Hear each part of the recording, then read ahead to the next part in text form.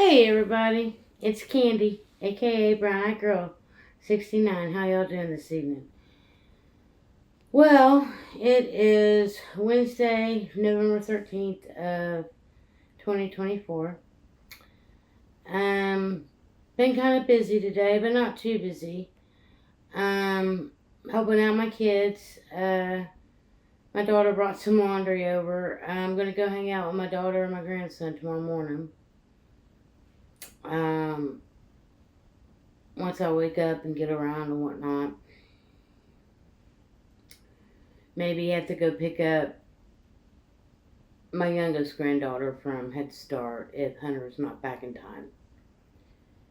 Anyways, I was sitting here tonight and I was thinking about some things and just thinking about the time frame and thought I'd share some more stories, about things.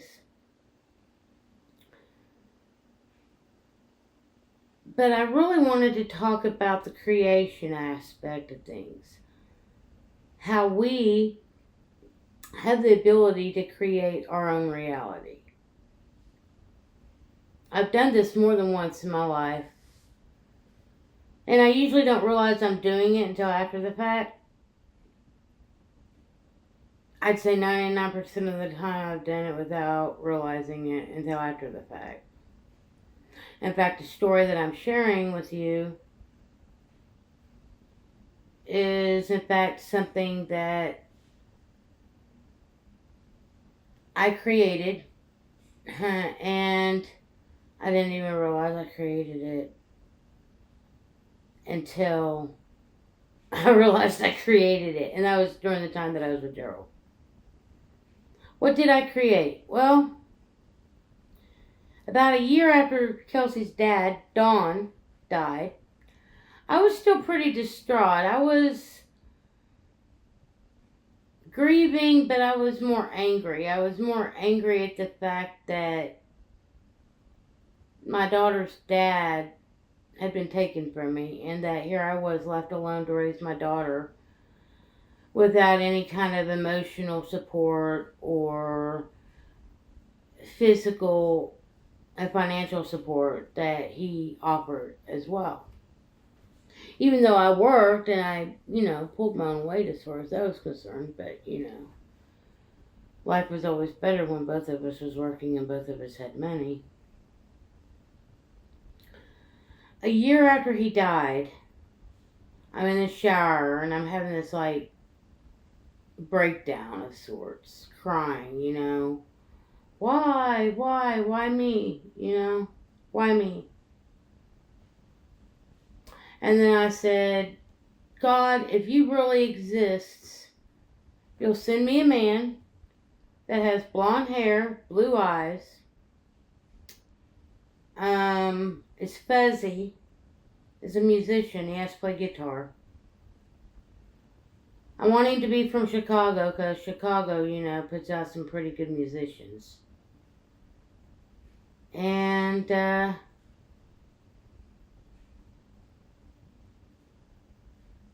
by the way, make him half Jewish. Because I knew that, the Jews and everything like that live up in the Chicagoland area. And the musician thing as well. And I wanted him to have blonde hair and blue eyes and be fuzzy, like a dog.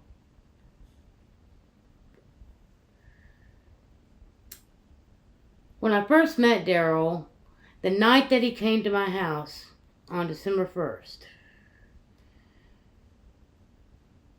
I already knew he was from Chicago. I knew he was a musician. He had blonde hair, blue eyes. But that night I got confirmation that he was half Jewish. And immediately I told him of what I'd wished for.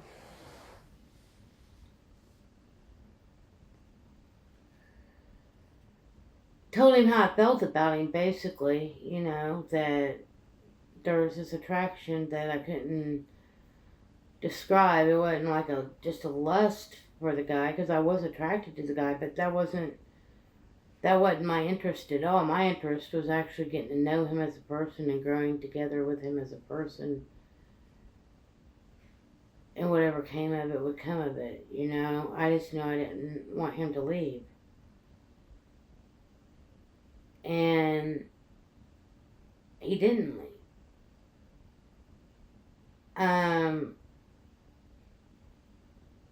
And what's even more fabulous is, you know, I had a daughter, and every guy that I sort of kind of semi-dated after Dawn died, all they wanted was me. They didn't want to be involved with me and my daughter. They just wanted to be involved with me. I wanted somebody that was going to be involved with me and my child, because me and my child was a package deal, you know. And as soon as he met Kelsey, like the next day, well, he showed up on a Wednesday, and I had to work. It was a late Wednesday night. Then I was going to work that Thursday night from 7 to 11. So I basically dropped my daughter off at my mother's, as I normally did. And on Friday afternoon is when Daryl finally got to meet her. And after he met her and nicknamed her Little Thing and just became like really enamored by her, you know, he asked me if, you know, he could help me raise her, and that he would treat her as if she was his own blood child, you know, that he wouldn't treat her any different than his own blood child, that he would love her and help raise her as if that she was his own. And in his mind, she was his daughter. I mean, you couldn't tell Daryl any different, you know.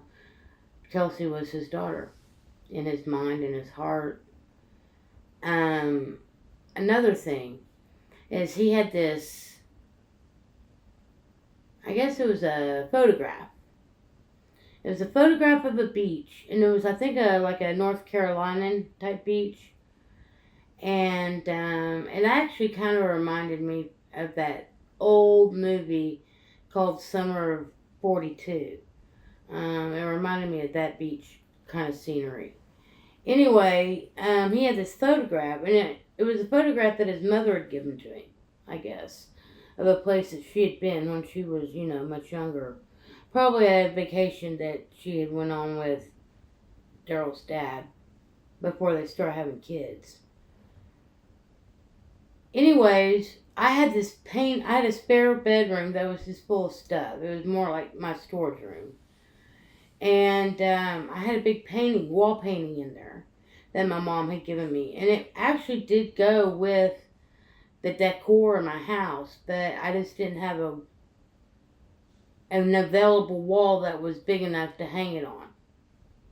So it sat in my storage room. Daryl went in there one day and asked me if he could help me organize things. That he wouldn't take anything out of boxes or anything. That he would just kind of look in the boxes and see what was in the boxes, and that he would organize according to those items. So I was like, yeah, sure, if, you know, that's what just floats your boat or whatever. He seen this painting in there, and he was like, oh my gosh. It kind of freaked him out. He came back out, got something out of his backpack, and he goes, check this out. And he handed it to me. It was that photograph, and I was like, oh my God. And so we both walked in there. We pulled the painting out and brought it into the living room and stood there. And that painting and the photograph was the exact same thing.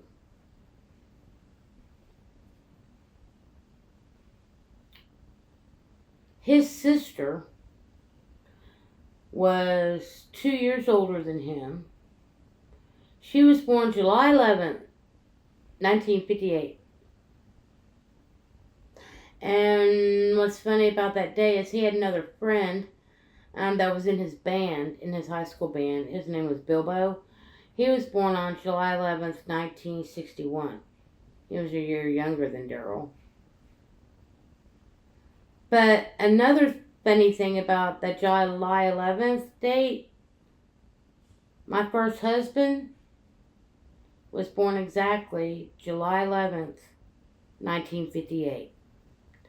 So my first husband and Daryl's oldest sister shared the exact same birthday. They were the exact same age.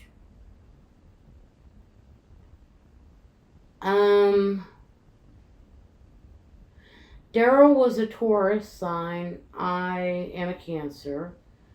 My parents were both Tauruses. My mother was May 1st. My father was May 19th. Daryl was May 13th. And he actually was born on a Friday the 13th.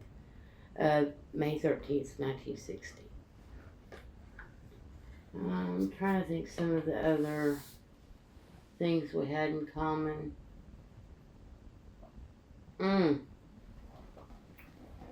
Let's see. In 1977, I was 8. Daryl was 17. And his father had a business trip in San Diego, California. And he was a long-haired musician boy, and from Chicago on this trip with his dad. And I happened to be out there in California on vacation with my parents in San Diego, visiting one of my dad's friends who had a son named Kenny, who was 17 also. Daryl moved out to Las Vegas in August, I think, of 2001, so right before 9/11. He moved out to Las Vegas from Boulder, Colorado. And Kelsey's dad died in October 2002. And in April 2003, I went out to Las Vegas with Dawn's ex-roommate and a couple other friends of ours that Dawn, Kelsey's dad, and I had been friends with. Dawn had actually went out there in 2002, April 2002, with that same group of friends while I was here. He went out there, and they got married out there. Our friends Karen and Eddie got married out there, and their friend Shay, which was Dawn's roommate, they were there. But the next year, they went back to celebrate for their 1-year anniversary, and Dawn had passed, the previous October. So they asked me if I wanted to go instead, and I said sure. So that was the first time I'd ever been to Vegas, was in April of 2003, and Daryl was actually living there at the time. He was actually just a couple blocks away from the Strip. He lived just down the street from the Rio. Yeah, just down the street from the Rio. So we were within close proximity again. And then I met him a year and a half later.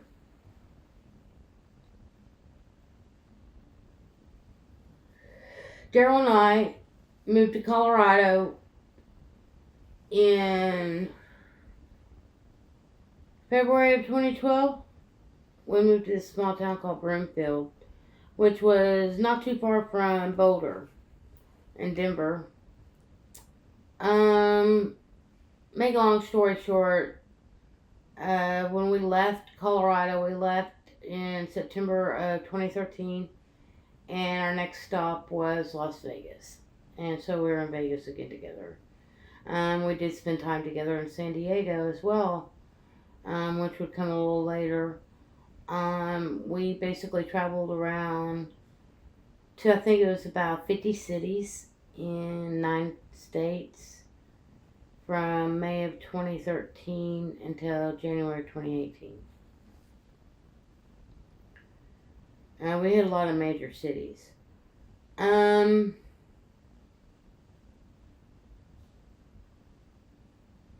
trying to think of some of the other things about me and Daryl. But that was pretty much it, you know.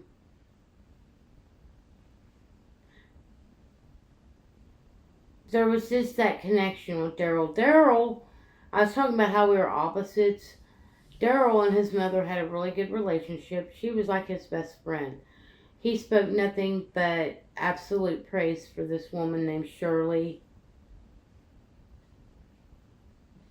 Gentner, short. And he spoke very highly of his mother. She was an Aquarius, sign of Aquarius. But yes, he had a very good relationship with her. His father, on the other hand, him and his father did not see eye to eye at all on anything. And his father was a wholesale distributor representative. So he, in essence, was a traveling salesman, so to speak. And so he was gone a lot while Daryl was, growing up. Well, my dad and I had a good relationship up until I was probably 12. My dad was gone a lot, though. My dad was gone. He worked in the oil field. Sometimes he'd be gone for a week, and then he'd come home a couple days and be gone again for another week. It just depended on, I guess, what the workload was. There'd be times he was gone for 2-3 weeks at a time. Then when he'd come home, he'd be home for about a week before he had to head back out. Whereas my mother, she was the homemaker. She was the one that basically raised me and that was with me every day of my life. But I didn't have a good relationship with her at all.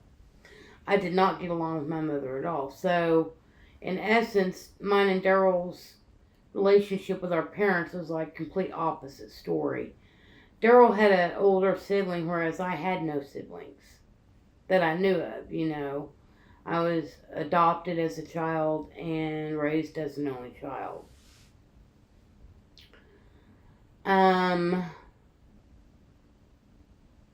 Daryl was born and raised in the Chicago area, and he didn't leave Chicago till he was about 32 years of age. I didn't meet him until he was 44.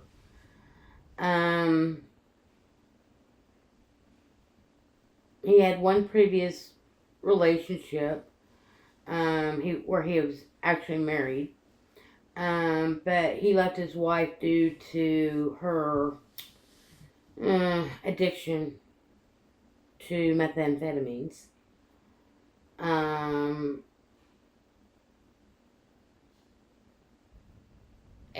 a month after he left her is when I met him. And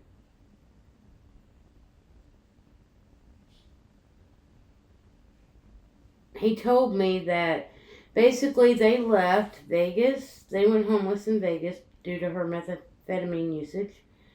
And things were just kind of, So they left Vegas and was homeless and went to California, and then they went to Ensenada, Mexico. They realized that they needed to come back to the States, so they came back and they made it all the way back up to LA. And that's when they realized they wanted to go to Austin, Texas. So, they make it up to LA, and they're actually able to get a truck driver that could get them close to Austin. He told them that he was heading to Chicago, but he could drop them off in Oklahoma City, and then they could hit the highways direct south from there, all the way south from there, and get themselves to Austin. So they took the chance, and got a ride with this guy. He dropped him off in Oklahoma City. I think Daryl told me that he had about 8 cents to his name and a handful of sunflower seeds. And then they had everything that they could carry on with them, They met a guy, and he gave him a little bit of money and bought him some food and set him up in a place in downtown Oklahoma City, at this place called the Townhouse Hotel. It was really kind of like a Roach Motel dive type place, but really cheap. Um, Funny thing about that, me and Kelsey's dad stayed at that same place in the exact same room in 1997, Thanksgiving of 90, well, around November of 97. And him and his other half wouldn't be there until, I think it was February of 2004. So that was like another similarity in our backgrounds. Needless to say, his wife was off of it when they first arrived, but after they met a few people and got some things going, she got back on it again. And after she stole money from him, he said he was done and he left her. And a month later, we met, and basically 3 weeks after me and him met was when he was arriving at my house and never leaving. Anyway, that's just a little bit more background about me, Daryl, similarities, things that I believe we create. I think we create with our heart, but it's in our mind. It's a thought. And then once that thought becomes something that we think on, it becomes something more that we think on and desire with our heart. And if we desire it truly with our heart and it's pure intention, I think we get it. I believe that we create things in our life to happen to us, or that the thoughts and ideas get put out there, and then life just kind of, because of frequencies and energy and stuff of that nature, just sort of allows things to happen and experiences to happen to us based off of our internal condition. Everybody always told Daryl and I that we chose to be homeless, and I used to disagree with them wholeheartedly. I'd argue it. And then one day I realized that, they were right. We did create it. We wanted to live off the grid. We wanted to get away from societal expectations, but we didn't picture it happening the way it happened, Basically, it was all ripped out from underneath us. And we didn't have it pictured that way. We had it completely pictured different. And we had ourselves pictured in one stable location, being off the grid, away from societal expectations. Well, the life gave us, the opportunity to be off grid and live without societal expectations, but we were homeless, and we weren't in just one stable location, but we got to go to many locations, and we got to share many experiences with many people, many walks of life. And so, for all these experiences that I got to experience with Daryl, I am very grateful.